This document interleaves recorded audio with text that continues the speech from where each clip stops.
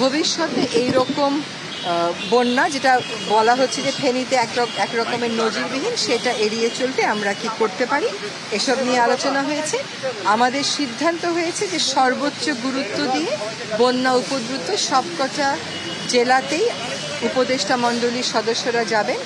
ইতোমধ্যে ত্রাণের যিনি দায়িত্বে আছেন তিনি আজকেই যাচ্ছেন আসলে ফেনীতে, কিন্তু আপনারা জানেন যে ঠিক দুর্যোগ আক্রান্ত জায়গাটাতে এখনো পৌঁছানো যাচ্ছে না, কিন্তু উনি যত নিকটে সম্ভব তত নিকটে পৌঁছিয়ে ত্রাণ কাজে সমন্বয় করার চেষ্টা করবেন। এবং আমাদের মধ্যেও একটা সমন্বয় আনতে হবে, যেমন ত্রাণ, পানি, কৃষি, মৎস্য, এই সমন্বয়ের ব্যাপারটা নিয়ে আমাদের সর্বোচ্চ আলোচনা করা হয়েছে, আমাদের অনেক আলোচনা করা হয়েছে।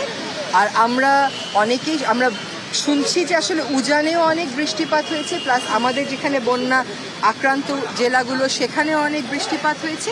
তো এই ধরনের ফ্লাডগুলোর ক্ষেত্রে কি ধরনের আগাম সতর্কতা আমরা পেতে পারি, আমাদেরকে আগাম সতর্ক করা হয়েছিল কিনা, ভবিষ্যতে এই ধরনের পরিস্থিতি এড়াতে রাষ্ট্রগুলো কিভাবে কাজ করতে পারে, কি সুনির্দিষ্ট পদক্ষেপ নিতে পারে, সে বিষয়ে কথা বলতে আজকে আমাদের মাননীয় প্রধান উপদেষ্টার সাথে ভারতীয় রাষ্ট্রদূতের এখন একটি বৈঠক।